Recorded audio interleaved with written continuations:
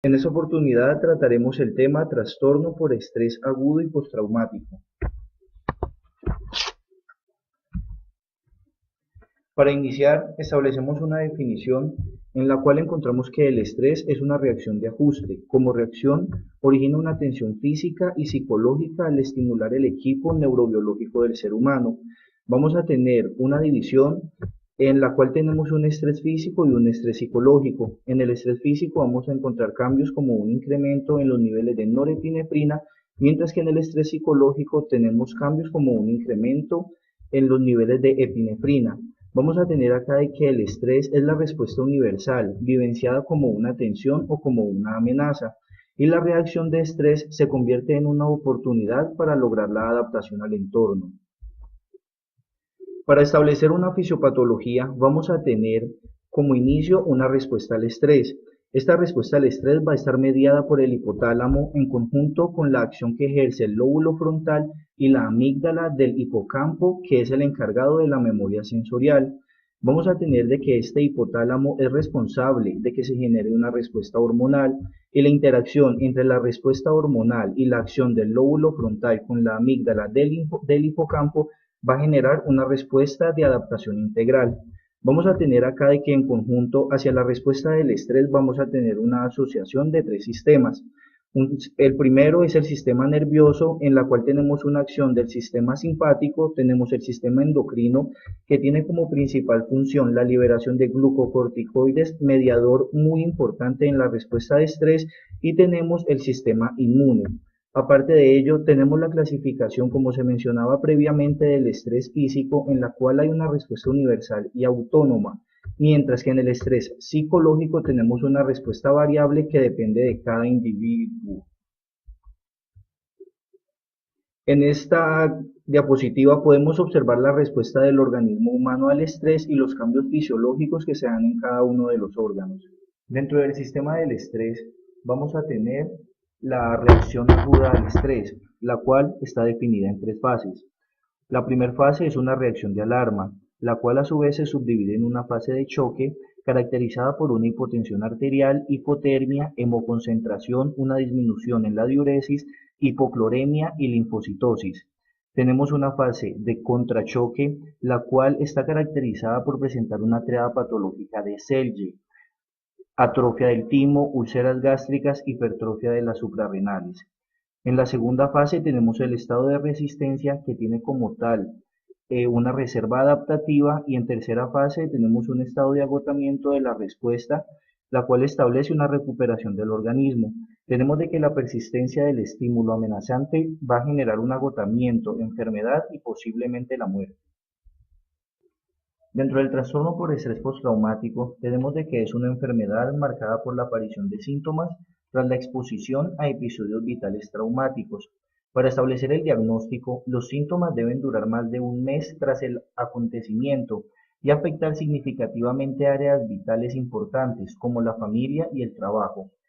La DSM-5 define un trastorno similar al trastorno por estrés postraumático denominado trastorno por estrés agudo, que aparece antes de que aparezca el trastorno por estrés postraumático, en un tiempo de 4 semanas desde el acontecimiento, y remite en un periodo que va de 2 días a las 4 semanas.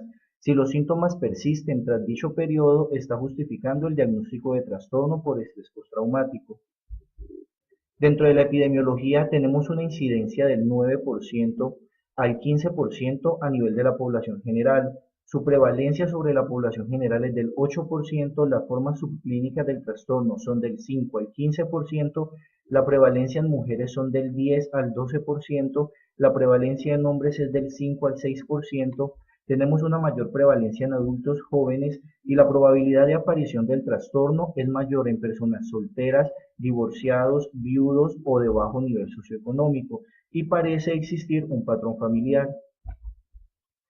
Respecto a las comorbilidades, tenemos de que la tasa de comorbilidad son altas en los pacientes con un trastorno postraumático. Aproximadamente 2/3 presentan al menos otros dos trastornos. Los más frecuentes son un trastorno depresivo, trastornos relacionados con sustancias, otros trastornos de ansiedad, trastornos bipolares, ¿Qué enfermedades coexistentes aumentan la vulnerabilidad de individuos al trastorno? Factores estresantes. Por definición, un factor estresante es un factor causal primordial. Sin embargo, no todas las personas experimentan el trastorno tras un evento traumático, ya que este solo no es suficiente y debe estar acompañado de miedo u horror intenso, por lo cual se tienen en cuenta factores biológicos y psicodinámicos. También hay que tener en cuenta acontecimientos que sucedieron antes y después del trauma. Por ejemplo, un grupo que vive una catástrofe puede enfrentar ocasionalmente el trauma porque los otros comparten la experiencia con él. Asimismo, un sobreviviente de una catástrofe puede experimentar sentimientos de culpa que predispongan a exacerbar un trastorno de estrés postraumático. Factores de riesgo. Previas experiencias traumáticas. Las personas que han experimentado un trauma previo, como una violación, accidente, desastre o acto de violencia, son más susceptibles a padecer un trastorno de estrés postraumático. El trauma puede tener efecto acumulativo y una nueva experiencia traumática puede exacerbar efectos negativos de un trauma previo. El historial de abuso. Las personas que tengan historial de abuso físico, emocional o sexual tienden a ser más susceptibles, ya que estas experiencias y sus efectos podrían ser refuerzos para algún trauma adicional. Historial familiar de estrés postraumático o depresión. Estas personas son más susceptibles. El historial de abuso de sustancias. Tal vez el consumo de drogas o alcohol interfieran con la capacidad de una persona para lidiar el estrés agregado de un evento traumático. Habilidades deficientes para enfrentar problemas, ya que el nivel de funcionamiento psicológico puede desempeñar una función en la susceptibilidad de una persona con estrés postraumático. Estas personas podrían tener menos sentido de control sobre las circunstancias o podrían culparse a sí mismas por el trauma. Falta de apoyo social. Una investigación sugiere que las relaciones sociales y familiares positivas pueden ayudar a moderar los efectos del estrés y el trauma. Por el contrario, las personas que carecen de relaciones y entornos de apoyo tienden a ser más vulnerables al estrés, por lo tanto tener mayor riesgo de desarrollar estrés postraumático y experimentar mayor trauma. Que tenga estrés en curso. Las personas que tienen estrés en curso pueden provocar problemas físicos y psicológicos extensos que pueden reducir la capacidad para lidiar con el trauma y por lo tanto aumentar el riesgo de padecer estrés postraumático. Factores predictores. En todos los estudios se ha encontrado que la historia psiquiátrica personal, el abuso en la infancia y la historia psiquiátrica familiar se encuentran en todos los pacientes que han desarrollado estrés postraumático. Otros es la gravedad del trauma, el nivel educativo bajo, que las personas sean jóvenes ya que tienen mayor riesgo de suicidio, que sean mujeres ya que el riesgo es 5 veces mayor que en los hombres, tengan minoría étnica, que tengan baja clase socioeconómica, que tengan factores adversos en la infancia, que tengan un trauma previo, falta de soporte social, estrés o bajo coeficiente de inteligencia. Los factores psicodinámicos. El modelo psicoanalítico del trastorno de estrés postraumático postula que el trauma puede reactivar un conflicto psicológico que no se ha resuelto. Un conflicto persistente podrá volver a despertar simbólicamente debido a un acontecimiento traumático. Ejemplo, en los pacientes con trauma sexual infantil se produce una disociación de la conciencia. La reactivación del trauma infantil produce una regresión y uso de mecanismos de defensa como represión, negación y anulación. El significado subjetivo de un factor estresante puede determinar su traumatogenicidad. Los acontecimientos traumáticos pueden amplificar traumas infantiles. La incapacidad para regular el efecto puede ser resultado del trauma. La somatización y la lexitimia, que es la incapacidad para identificar o verbalizar estados emocionales, pueden ser efectos posteriores al trauma. Las defensas frecuentemente empleadas son la negación, la minimización, la división, el desmentido proyectado, la disociación y la culpabilidad. El modo de las relaciones de objeto implica la proyección y la introyección de los siguientes roles. Ejemplo, rescatador omnipotente, abusador y víctima. El modelo cognitivo-conductual postula que los individuos afectados no pueden procesar o racionalizar el trauma, que precipita el trastorno. Ellos siguen experimentando el estrés e intentan eludirlo. por lo cual desarrollan periodos de alternancia que consisten en reconocimientos y bloqueos del acontecimiento. Se cree que es producido por el intento del cerebro de procesar la información. Hay dos fases del desarrollo. El primero, el estímulo no condicionado, o sea, el trauma, que produce una respuesta de miedo. El segundo es el estímulo condicionado, que son los recordatorios físicos mentales del trauma, como son las visiones, olores o sonidos, los cuales originan el miedo. Entre los factores biológicos hay varios sistemas que influyen, entre ellos el sistema noradrenérgico, que desencadena nerviosismo, aumento de la tensión arterial, aumento de la frecuencia cardíaca, palpitaciones, diaforesis, rubicundez, temblores y aumento en las concentraciones de adrenalina en la orina. En cuanto al sistema opioide, hay reducción de las concentraciones de beta-endorfinas y estados de sedación. Se ha propuesto que la utilidad de antagonistas del receptor de opioides puedan ser útiles para el tratamiento.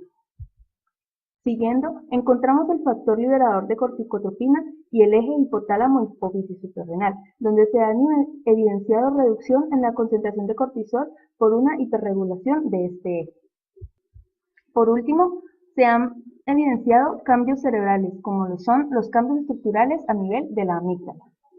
El cuadro clínico se compone de una dolorosa reexperimentación de un acontecimiento. Existe un patrón de evitación y entumecimiento emocional, el cual puede desarrollarse o no en los primeros meses e incluso puede llevar años en la aparición del cuadro clínico.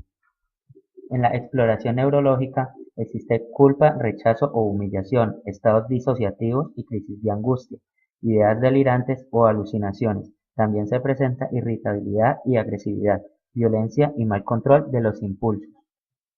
El trastorno por estrés postraumático en niños y adolescentes no es muy diferente al que se presenta en los adultos.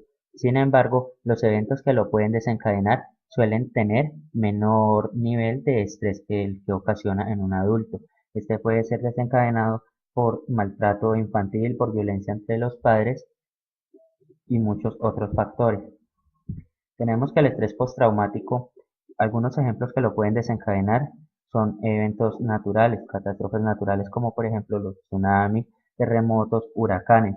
Puede ser desencadenado, como ya habíamos dicho previamente, por el maltrato infantil. También puede ser desencadenado por la guerra, la tortura o secuestro. Básicamente, en resumen, lo que tenemos es que factores estresantes como quemaduras, maltrato, violencia o abuso sexual llevan a una reconstrucción y experimentación a través de pesadillas, recuerdos y sueños angustiantes, lo cual lleva a la presentación de las manifestaciones clínicas del trastorno de estrés postraumático. Criterios diagnósticos CIE-10 y DSM-5. Trastorno por estrés agudo. Vamos a hacer una comparación entre DSM-5 y CIE-10. En el DSM-5 decimos que el desarrollo de los síntomas característicos de una duración de 3 días a un mes tras la exposición de uno o más eventos traumáticos. Puede variar según la persona, pero normalmente implica una respuesta de ansiedad. En algunos individuos puede predominar una presentación disodativa, también mostrar una fuerte reactividad emocional o fisiológica en respuesta a los recuerdos del trauma. En otros individuos puede haber una intensa respuesta a ira. En cuanto al CIE-10, decimos que es un trastorno transitorio de una gravedad importante como respuesta a un estrés físico o psicológico excepcional y que por lo general remite en horas o días. El agente estresante puede ser una experiencia traumática devastadora que implica una amenaza seria a la seguridad o integridad física del enfermo. Juegan un papel en la aparición y gravedad de las reacciones a estrés agudo, la vulnerabilidad y la capacidad de adaptación individual, como se deduce del hecho de que no todas las personas expuestas a un estrés excepcional presentan este trastorno. En cuanto al DSM-5, habitualmente el individuo tiene recuerdos recurrentes e intrusivos del evento. Es muy común que experimenten problemas para iniciar y mantener el sueño, que puede estar asociado con pesadillas o con una excitación elevada generalizada que impide el sueño adecuado. Pueden estar irascibles e incluso pueden presentar comportamientos de agresión verbal y o física ante la más pequeña provocación. En cuanto a la CIE-10, decimos que los síntomas tienen una gran variabilidad, pero lo más característico es que entre ellos se incluya en un periodo inicial un estado de embotamiento, con alguna reducción del campo de la conciencia, estrechamiento de la atención, incapacidad para asimilar estímulos y desorientación. Por lo general, están presentes también los signos vegetativos de las crisis de pánico, como taquicardia, sudoración y rubor. Trastornos por estrés postraumático. En cuanto al DSM-5, la característica esencial es el desarrollo de síntomas específicos tras la exposición a una o más eventos traumáticos. Normalmente, el individuo tiene recuerdos intrusivos del evento de forma recurrente e involuntaria. En cuanto al CIE-10, decimos que es un trastorno que surge como respuesta tardía o diferida a un acontecimiento estresante o a una situación de naturaleza excepcionalmente amenazante o catastrófica, que causarían por sí mismos malestar generalizado en casi todo el mundo. Ciertos rasgos de personalidad, por ejemplo compulsivos o asténicos, o antecedentes de enfermedad neurótica, si están presentes, pueden ser factores predisponentes. En cuanto al DSM-5, un síntoma común es la reexperimentación de sueños angustiantes que repiten el evento en sí. El individuo puede experimentar estados disociativos que duren desde unos segundos hasta varias horas o incluso días, durante los cuales se reviven los componentes del evento y el individuo se comporta como si el suceso estuviera ocurriendo en ese momento. En cuanto al CIE-10, las características típicas son episodios reiterados de volver a vivenciar el trauma en forma de revivencias o sueños que tienen lugar sobre un fondo persistente de una sensación de entumecimiento y embotamiento emocional. Suelen temerse e incluso evitarse las situaciones que recuerdan o sugieren el trauma. En raras ocasiones pueden presentarse estallidos dramáticos y agudos de miedo, pánico o agresividad, desencadenados por estímulos. En cuanto al DSM-5, cuando el individuo está expuesto a eventos de activación que puedan parecerse o simbolizar aspectos del acontecimiento traumático, se produce un malestar psicológico intenso o una reactividad fisiológica. Las alteraciones en las cogniciones negativas o en los estados de ánimo asociados con el evento comienzan o empeoran después de la exposición al mismo. En la CIE-10 se dice que por lo general hay un incremento de la reacción de sobresalto e insomnio. Los síntomas se acompañan de ansiedad y depresión y no son raras las ideaciones suicidas. El consumo excesivo de sustancias psicotrópicas o alcohol puede ser un factor agravante. El comienzo sigue al trauma como un periodo de latencia cuya duración varía desde unas pocas semanas hasta meses, pero rara vez supera los 6 meses.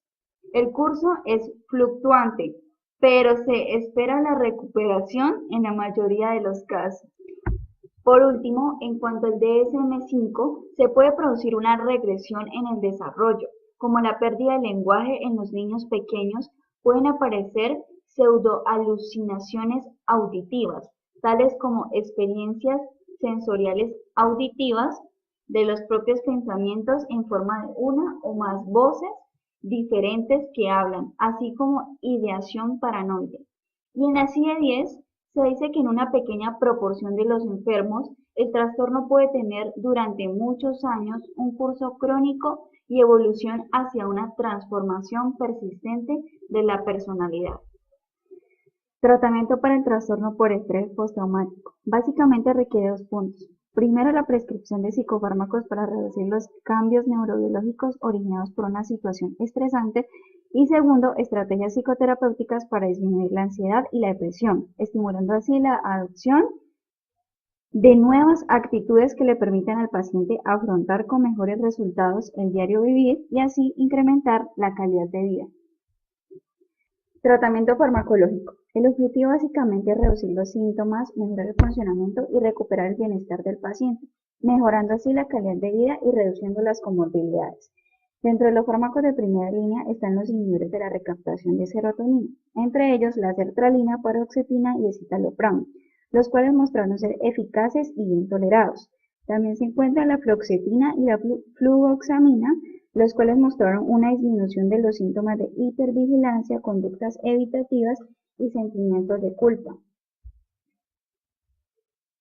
Dentro de los fármacos de segunda línea se encuentra la venlafaxina, la cual puede ser formulada si no se ha obtenido una respuesta clínica adecuada a las 8 semanas de tratamiento con los inhibidores.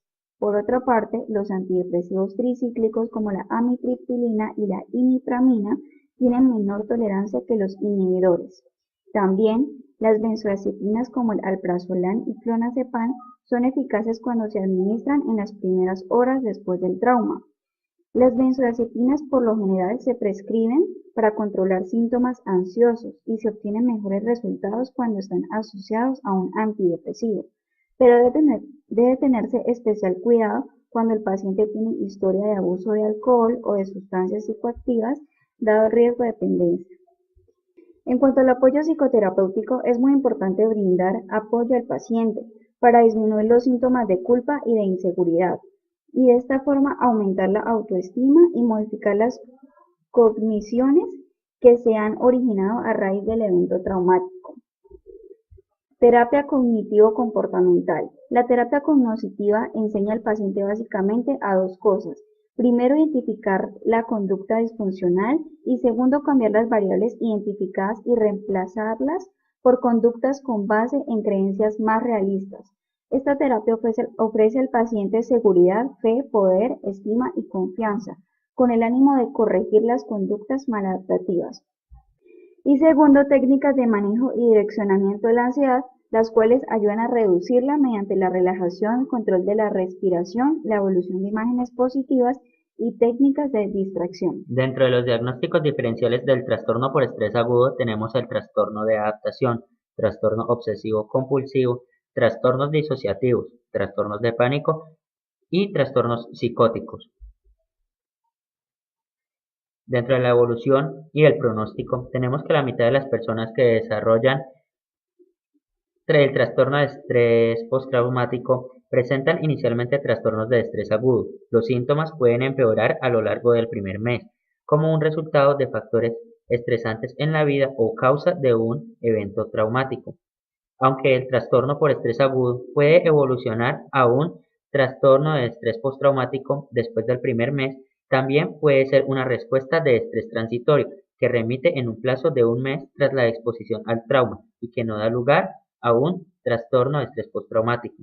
Las evaluaciones catastróficas de la experiencia traumática se caracterizan por apariciones exageradas de un daño futuro, por la culpa o la desesperanza, y son unos predictores robustos del trastorno por estrés agudo. Dentro de los diagnósticos diferenciales del trastorno de estrés postraumático tenemos los trastornos de estrés agudo, trastorno depresivo mayor, trastornos disociativos, trastornos de la personalidad y lesión cerebral traumática. Para su evolución y pronóstico tenemos que el estrés postraumático y el predominio relativo de los diferentes síntomas pueden variar con el tiempo. La duración de los síntomas también varía con una recuperación completa a los 3 meses en la mitad de los adultos, mientras que en otras personas puede permanecer sintomático durante más de 12 meses y a veces durante más de 50 años. Puede aparecer una recurrencia y una intensificación de estos síntomas en respuesta a los recuerdos del trauma original, a los estresores vitales o a los nuevos acontecimientos traumáticos experimentados. En las personas mayores, el deterioro de la salud, el empeoramiento de la función cognitiva y el aislamiento social pueden exacerbar los síntomas y se considera como factores de mal pronóstico.